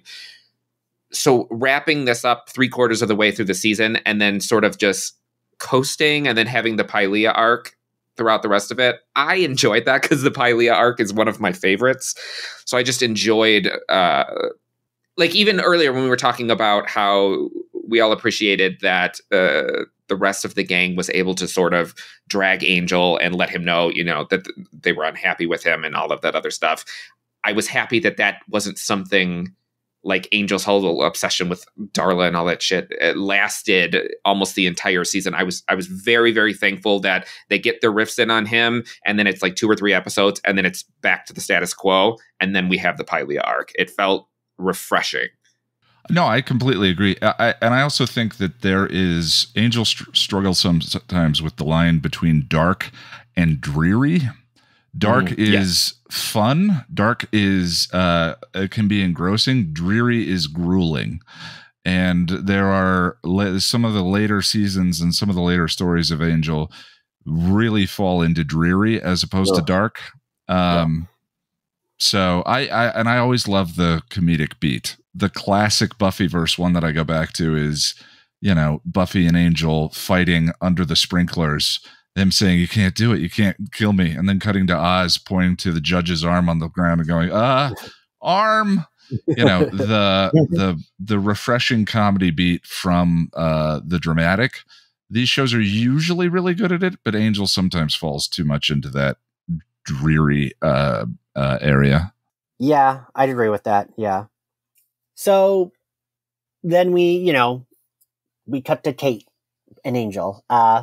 Ian, do you want to? I know I love this, but I know that you really love this, so I'm curious to hear you talk about it. Well, it's like I was saying, it is the Epiphany. It is the kind of naked existential philosophy of the show. It's laid bare, and I go into pretty heavy detail about this on my channel if anyone has any interest. But there is the important line, which has sort of a Zen koan neatness a little too much, is if nothing we do matters, then all that matters is what we do.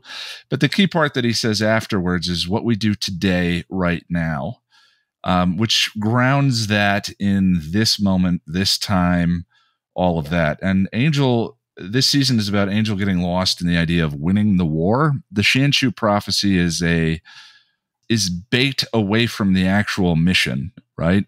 Is the idea that there's a reward, that there's a finish line to cross, that if I do enough, if I accumulate enough, if I all of that, then I get to be human again. I get to be sober again. I get to be, all of the various metaphors that apply to the show. And that's why he eventually gives up the Shanshu prophecy, is because what matters is the battle today. Yeah. In redefinition, he says, let them fight the battle. Someone has to fight the war. And the reality, as set up in Buffy, amends is sort of Angel the series episode 0, where all of these themes are touched on. But in Gingerbread, Joyce has said to Buffy that what good is being the Slayer? You never win. Is Sunnydale running out of vampires? And in the only scene in that episode that I actually enjoy, Angel and Buffy are sitting in the playground park later on, and Buffy says, "But I fight, but I never win." And Angel says, "We never do. That's not why we fight. We do it because there are things worth fighting for." And I love, for me, a little bit, there was is this redundant then? I'm sort of repeating this idea, but, the way I've distinguished it is Buffy's a show about growing up. Angel is a show about being an adult. And for damn sure, if there's one thing that I can identify with as an adult, it's needing to learn the same lesson over and over and over again, from different perspectives, from different contexts, from all of that. And so him sort of becoming exhausted with, he's Sisyphus. He's pushing the rock up the hill every day, and him becoming exhausted with that journey and wanting it to be over and wanting to win and finally just wanting to die, I think is a very human and identifiable exploration through these fantasy lenses. And I say without hyperbole, that sequence in the courtyard changed my life. That was 10 years. I think I was 31 when I watched the show for the first time. I was dealing with my own hitting bottom and all of that. So the themes of alcoholism were deeply resonant to me. And there's the big tenet in AA when it comes to sobriety is you don't focus on how long do I have to go before I'm normal, before I'm complete, before I am no longer an alcoholic. You focus on today, right now, the battle today. And that's why the alcoholism metaphor fits so well. That's why I just, no matter the lore mistakes and the mystery box bullshit with Holland and all of that, I just treasure this sequence and this arc of the show and that courtyard sequence between the two of them. I love that, Ian. I feel like I have nothing as profound to say as you do, so I'm like, well, yeah, I like it. But yeah, no, I love that reading of this. I love that it means that much to you, because I do love this, and I do if we still had Kate on the show and we moved forward with this version, I think there's a world in which I would have liked her, right?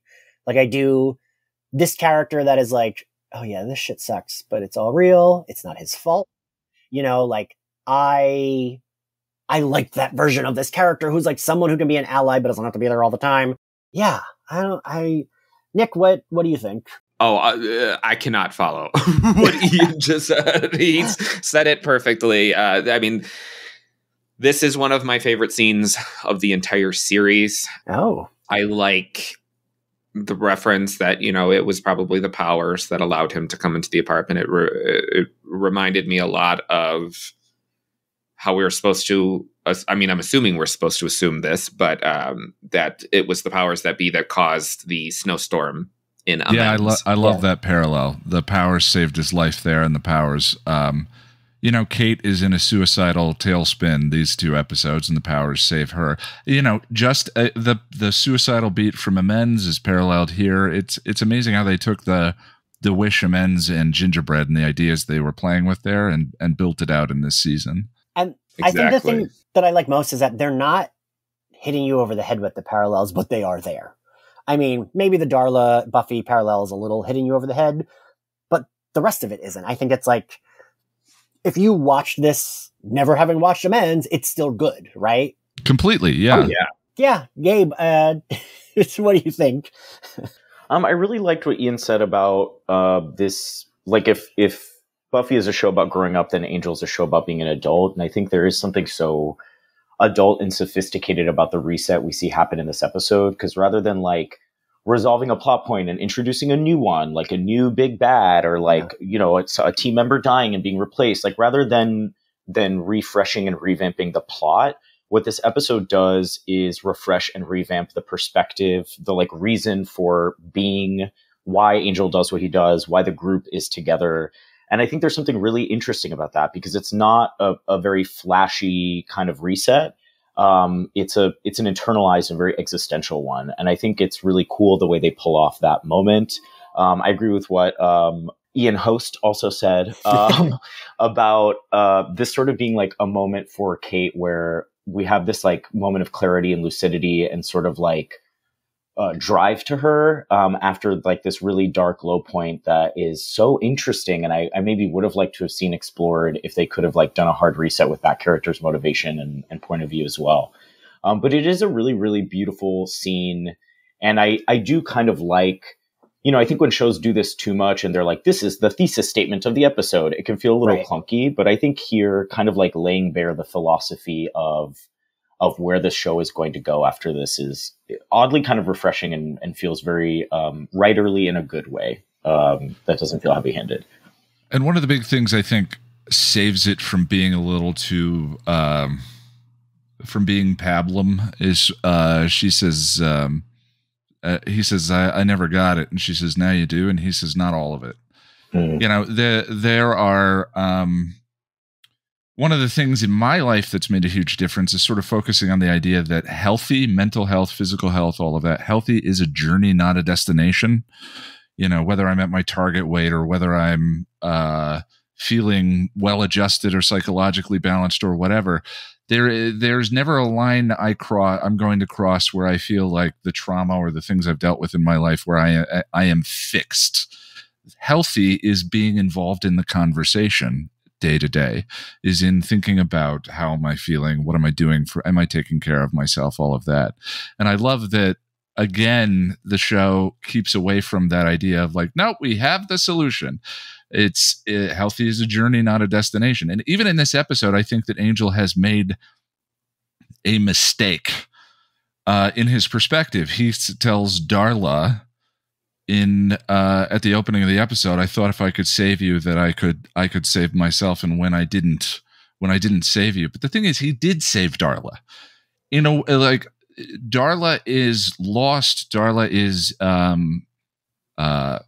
Sartre called it an object in the universe at the mercy of its circumstances. When she finds out she's going to die, she's hitting up vampire bars to the scuzziest, grossest guys she would never debase herself with before. And Angel says, is this really how you want to end up? And then after Angel in the trial is willing to sacrifice himself and willing to sacrifice himself for her, to prolong her life, to all of that.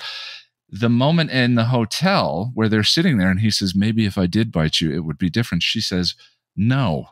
She makes a choice. She has changed. He has saved, for all intents and purposes, he has saved her. The end was going to come regardless of, would be it 10 minutes from then or 2 months or whenever the syphilis takes over and she finally succumbed to her illness. He saved her soul in that scene, and it's demonstrated by her being willing to make the choice, the good choice, the honest choice right there. So there's a whole bunch wrapped up in this episode that I just find deeply emotionally resonant, even to this day, watching this episode over and over again. That was really well said. Yeah, it really is. Damn. Yeah, and so then we get our wrap up with Kate, who, again, Ian, it's weird, because we've talked about this now both episodes. Like, Holland Manor also says the premise of the show, but both times it does work.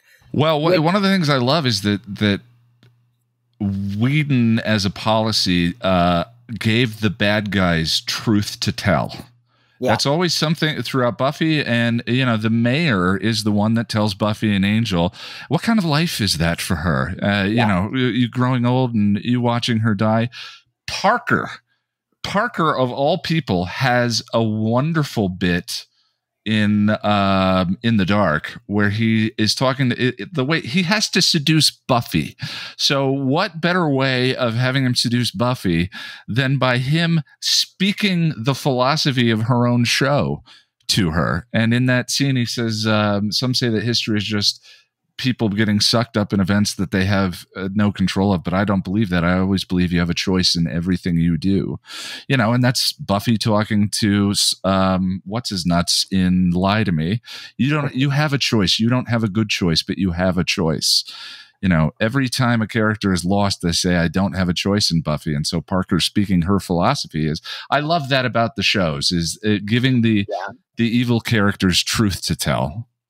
Yeah. No, I agree with that. And Anya explicitly says that in season 7 when she's like, I told the truth all the time when I was evil.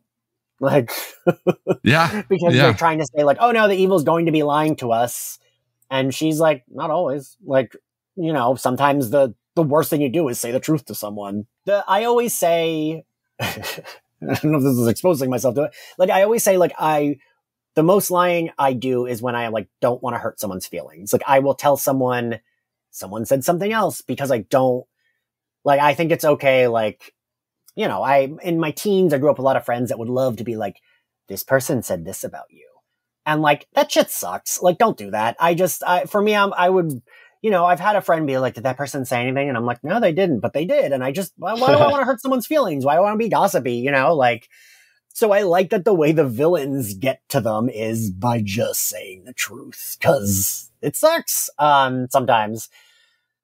But yeah, so we go back to the new Angel investigations in their smaller office. Cordy's on the phone. Angel walks in, and I love that he just says he's sorry. There is no, after Cordelia ends with saying, you hurt my feelings, he knows he can't get away with just trying to get back in, right?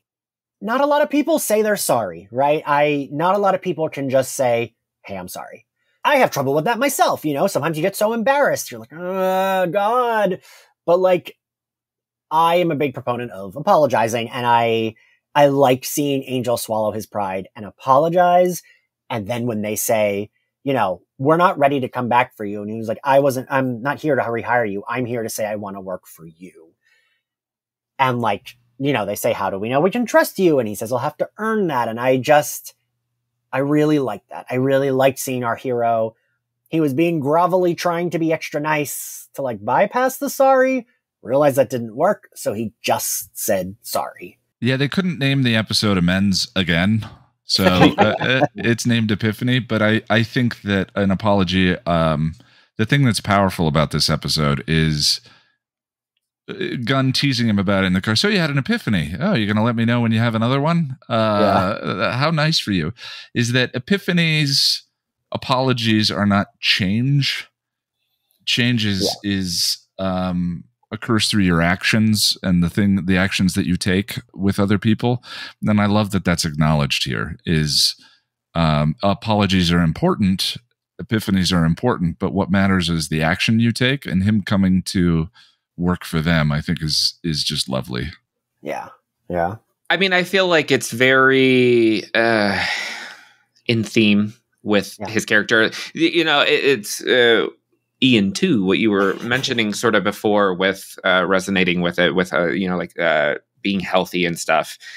I think that's probably one of the reasons that I really, really like the concept of the show, because I think about it in the same way of when it comes to mental health. I was dating somebody before, and they, were dealing with mental health issues, but they didn't want to go and take care of it. And when I finally convinced them to go to therapy, we got to the point where we had a couple weeks where there was no issues. And the second that happened, they were like, okay, I'm cured. I don't need to go to therapy anymore. Uh-huh. And in my head, I was like, that's not how this works. Like, the goal shouldn't be one day I'm just going to be completely healthy. When it comes to like mental health stuff, it's, as somebody who has suffered since I was a kid with depression, it's not something that goes away, but it's something which echoes the show you keep fighting against.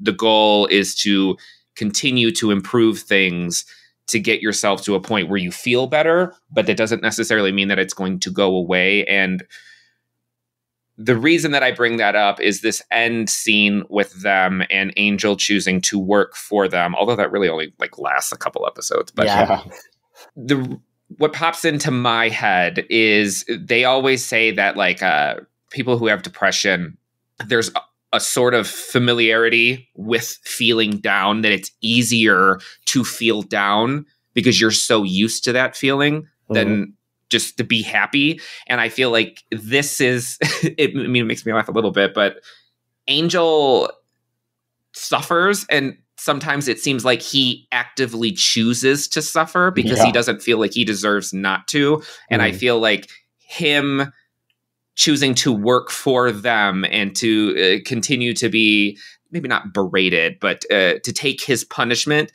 it feels like a mental health thing to me. Like that's what he knows.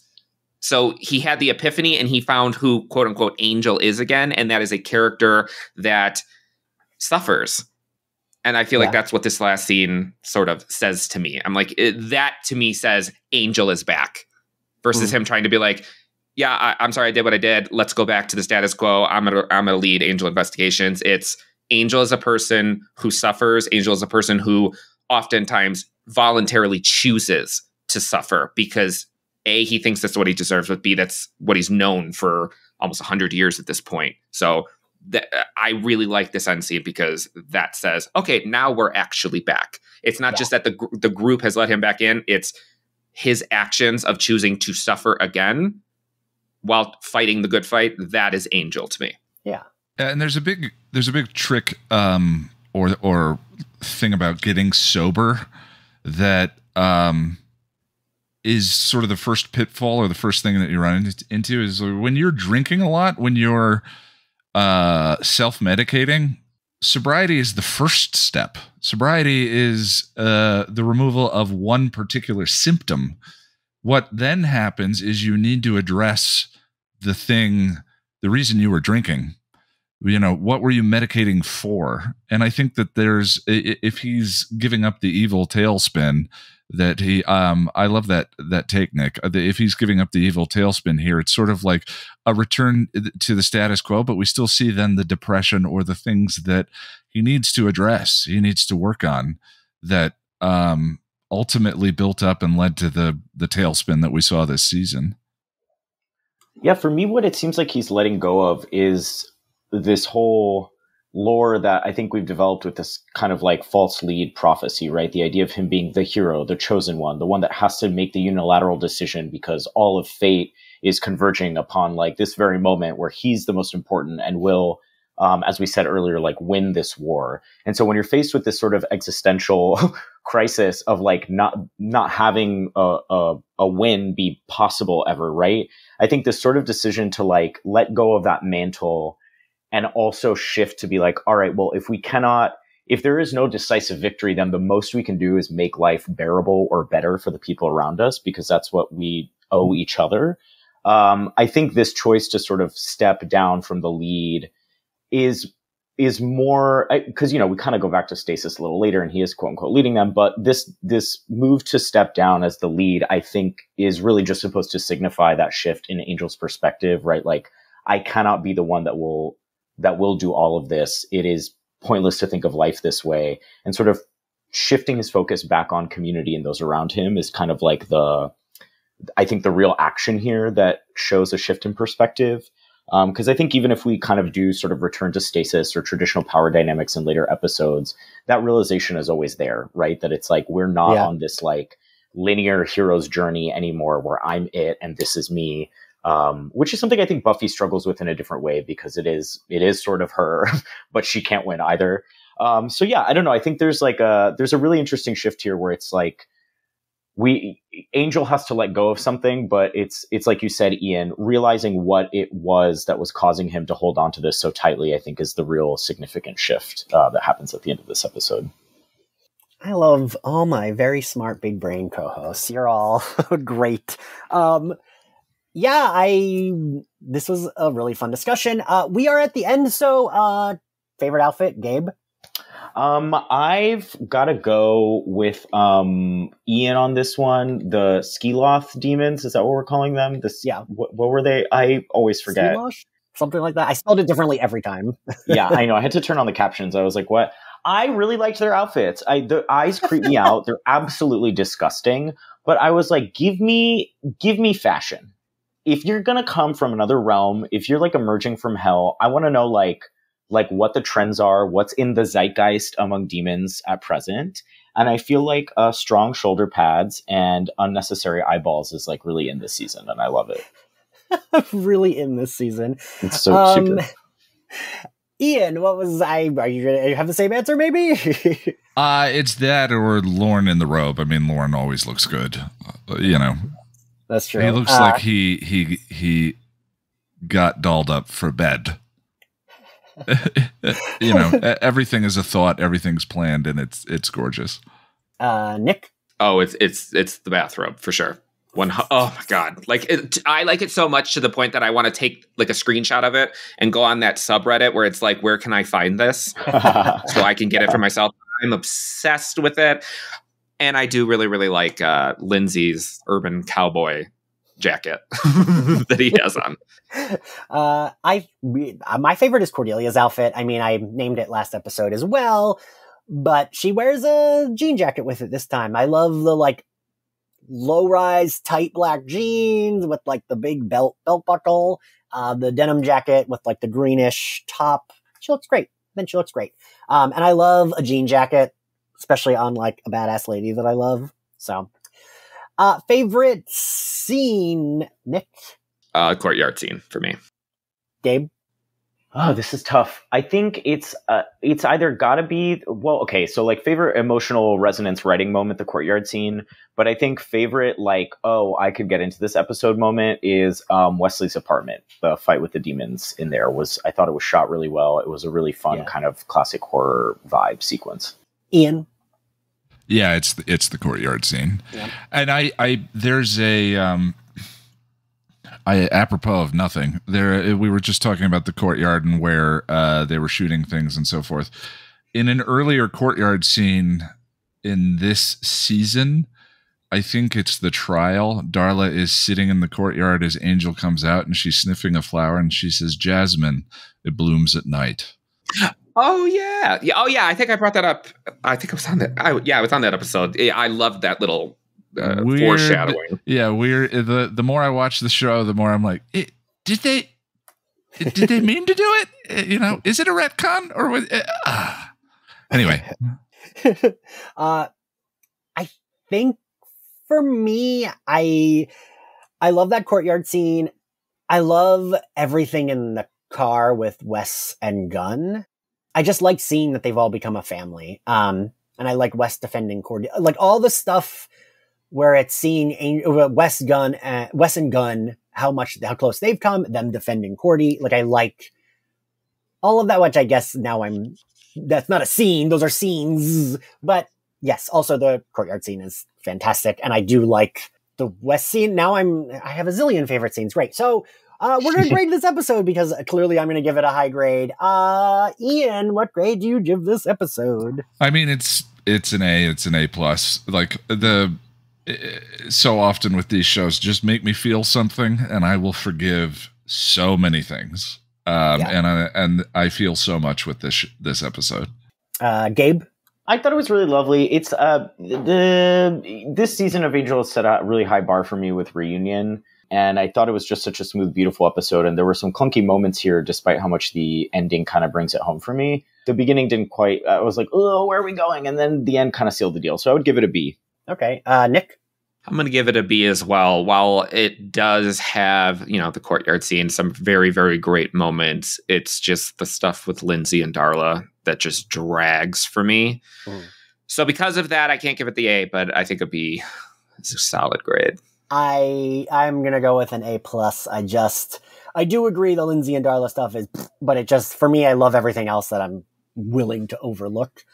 Thank you all for doing this. Ian, thank you for spending the weekend with me and recording back-to-back Reprise and Epiphany. It was my pleasure.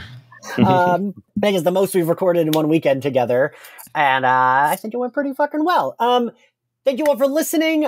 If you want to find Slayerfest 98, we are on all podcasting platforms, Spotify, Apple Podcasts, and on YouTube, where you can get access to, we put up the shorter versions of the Patreon video episodes. I have our lovely editor, Ashley, edit them down to 20-minute episodes.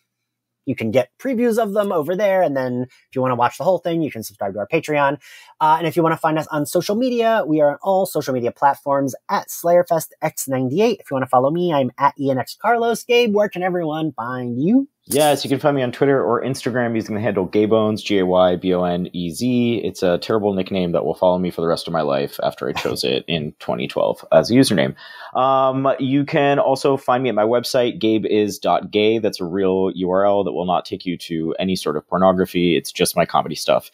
And if you're in New York, I've got a monthly show at a bar called Come On Everybody called The Lavender Scare, the fourth Tuesday of every month. It's a fun comedy show that incorporates a lot of queer history and some great live stand-up. And Ian, where can everyone find you and your channel? YouTube.com/Passion of the Nerd. More philosophy, more emotion, more me going off on tangents, if you're into that kind of thing. Nick, where can everyone find you and your channel? YouTube. The channel name is Nicksasyboo. You can find me on Instagram and on Twitter/X at Nicksasyboo. Also on YouTube, I am a co-host on The Horror Hour, so you can find me there as well. Nick has started cheating on me. It's rude, but yes, you should check out The Horror Hour because they are great. Listen, it's 2023. Like, I'm just an open lover, Poly podcasting. We love it. Yeah, I did say we should share Chris Evans, so I guess we can share that too. Well, we can't anymore. Right. Yeah, well. And if you are in New York as well, I should mention this. This episode will be coming out at the beginning of October. Our next live show is going to be October 29th. It is a Halloween live show at Stonewall once again. Yes. That hopefully by the time this is out, Ryan Houlihan and I have planned it all out because we have not yet. But this is the beginning of September. We're good. And you should come hang out. It'll be a lot of fun. It's always pretty drunk. Last year I missed it because I got fucking COVID the day before. Gabe, were you at that live show that I missed? You were, right? My flight got delayed coming back from Puerto Rico, and I had to miss it as well. It was a very unfortunate. Yeah, no, I loved it. The last one I went to was, I think, Ryan Houlihan, Princess Weeks, you, and I'm forgetting who else, but it was a really lovely time. It was beautiful. It was the one before that, I think. Yeah. Yeah. But yeah, you should come hang out. You can see me get drunk on stage. But yeah, thank you all for doing this, and we will see you next time. Bye.